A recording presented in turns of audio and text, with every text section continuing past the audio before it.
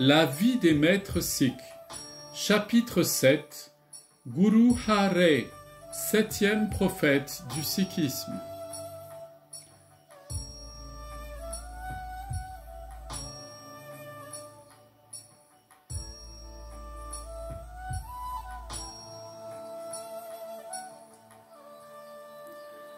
Guru Hare était le petit-fils de Guru Hargobind. Selon les instructions de son grand-père, il maintint une cavalerie de 2200 Sikhs toujours prêts à défendre leur foi. Guru Hare était un bon guerrier, mais il avait en fait un cœur très tendre. On raconte qu'un jour, alors qu'il traversait un jardin, plongé dans ses pensées, une fleur, frappée par le pan de son manteau, se détacha de sa tige. Il en fut rempli de remords, et il se promit dorénavant de toujours tenir son manteau dans ses bras. Et il tint cette promesse sa vie durant. Dara Shikoh était l'un des frères d'Aurangzeb, l'empereur. Il s'intéressait au soufisme. Après avoir perdu la guerre de succession, il s'enfuit vers l'ouest et chercha l'appui de Guru Hare.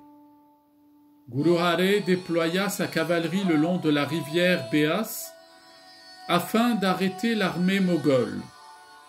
Dara Shikoh profita de ce délai et réussit ainsi à s'enfuir. L'empereur Aurangzeb ne l'oublia pas.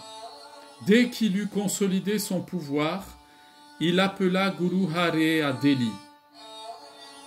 Au lieu d'aller lui-même à la cour impériale moghole, Guru Hare y envoya son fils, Ram Ray, qui était cultivé et bien éduqué, et qui plut à l'empereur moghol.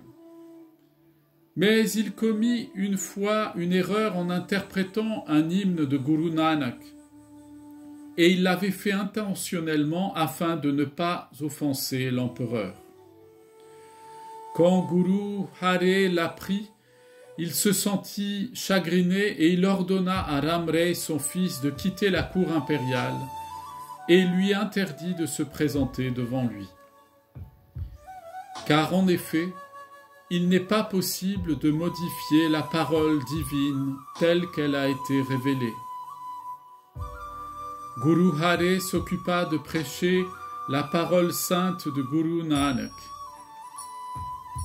Il fit construire des dispensaires pour soigner les hommes, mais il fut le premier à faire construire des cliniques vétérinaires pour soigner d'abord les animaux sauvages, mais également les animaux domestiques. Guru Hare avait une grande compassion pour la nature et tous les êtres qui la peuplent. Heureusement, il n'y eut pas de conflit ouvert entre Guru Hare et l'empereur Aurangzeb.